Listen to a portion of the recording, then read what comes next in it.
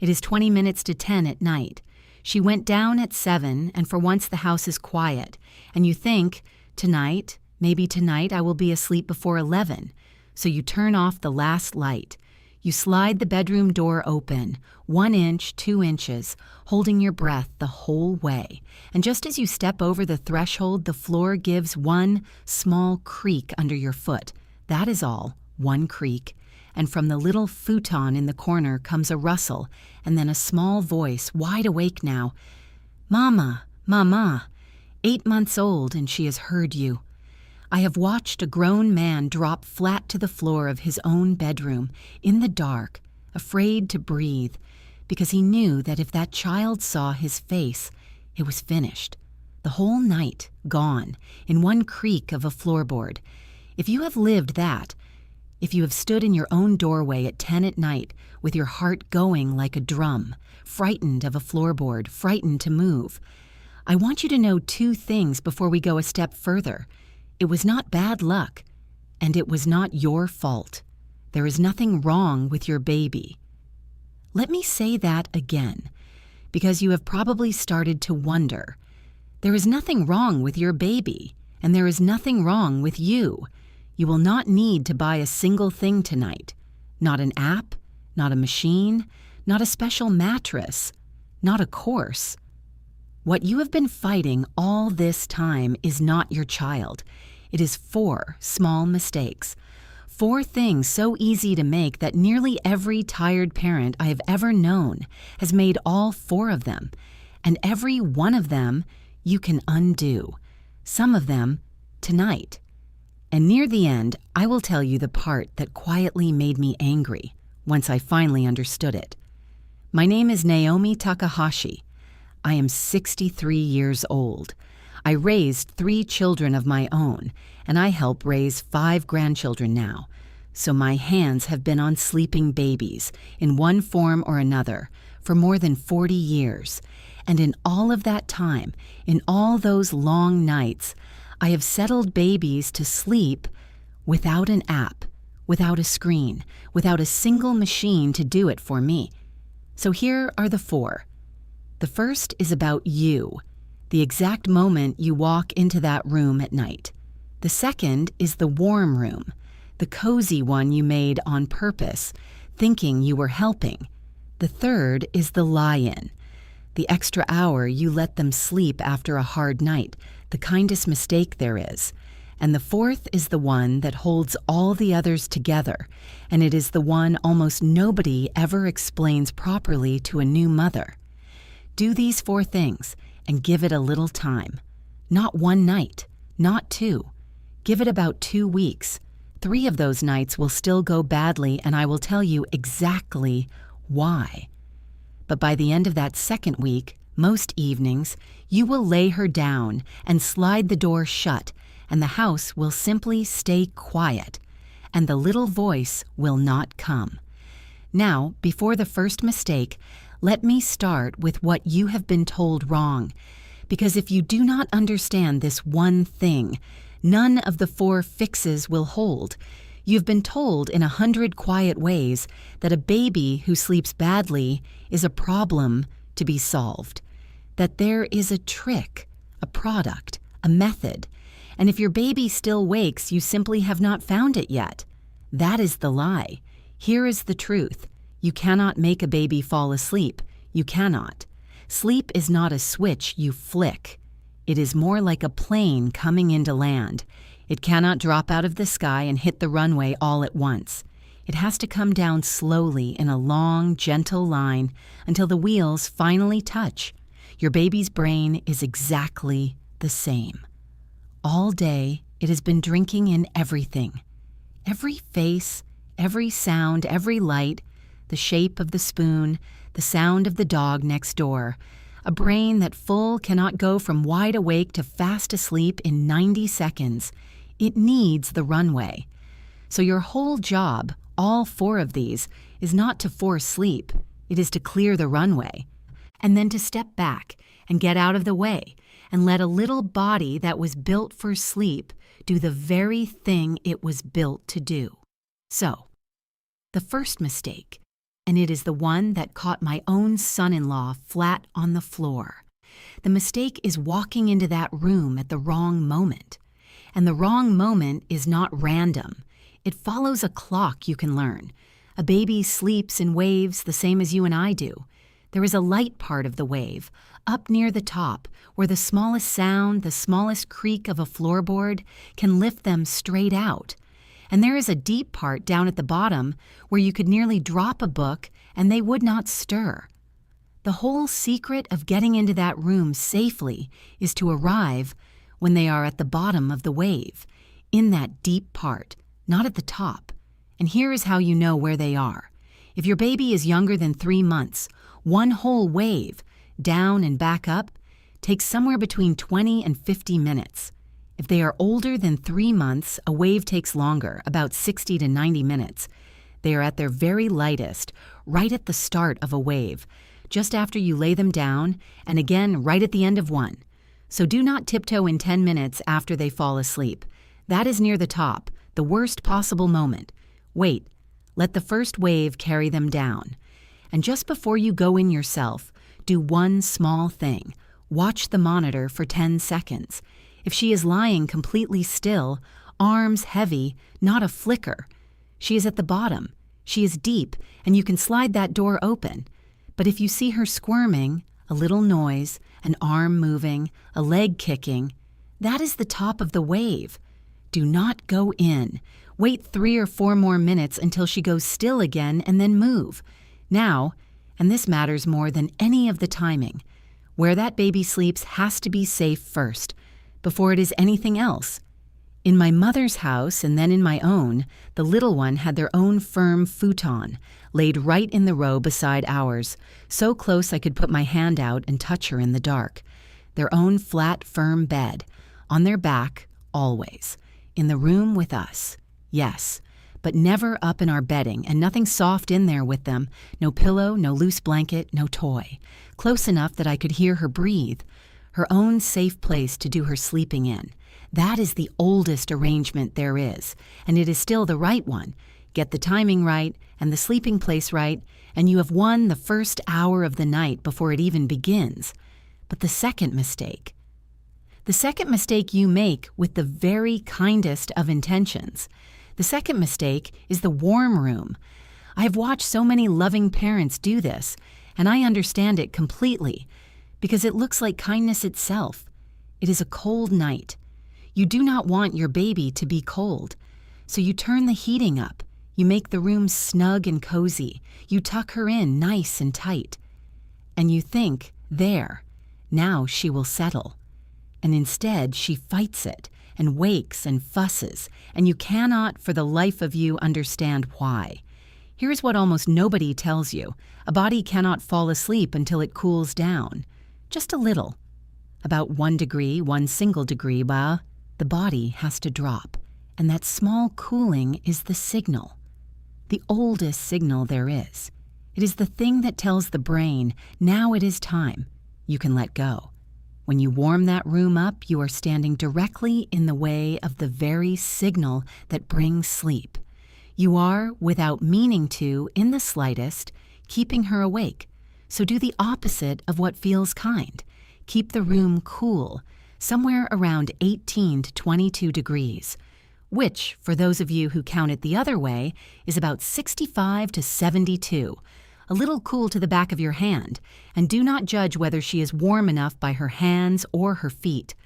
A baby's hands and feet are nearly always a bit cool. That is perfectly normal, and it fools every single one of us. Instead, slip 2 fingers to the back of her neck or the middle of her chest. If that is warm and dry, she is exactly right. And here is a thing that is safer as well as better. Instead of piling loose blankets on top of her, blankets that can shift and slide and cover a small face, dress her in one warm sleeping suit or a sleep sack made for her size. Warmth she wears.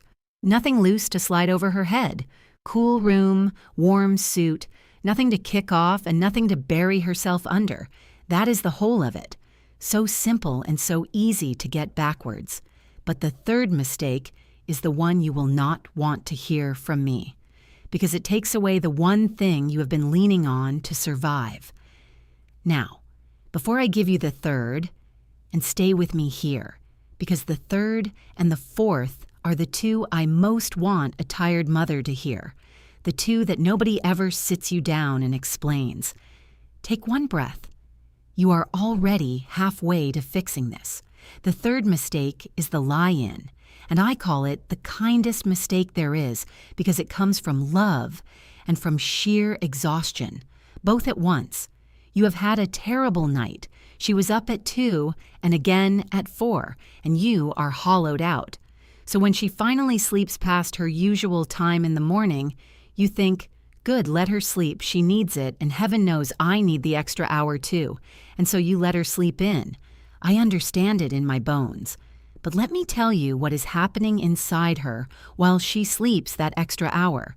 A baby has a small clock inside them, the same clock we all carry, that decides when they get hungry, when they get sleepy, when they are ready to play. And that little clock does not run to exactly 24 hours. It runs a bit long, so every single day it has to be set back to the right time, like winding a clock each morning.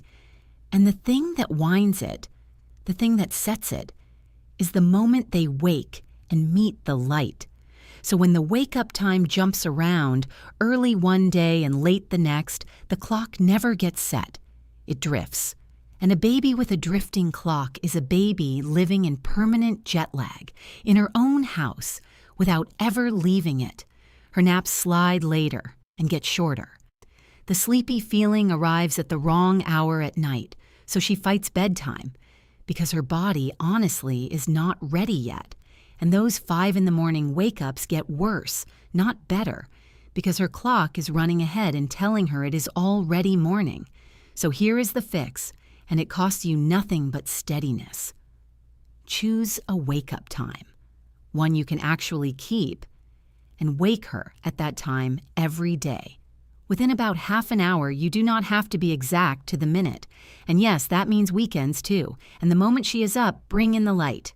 Open the curtains wide. Step to the window. On a fine day, out the door for 1 minute.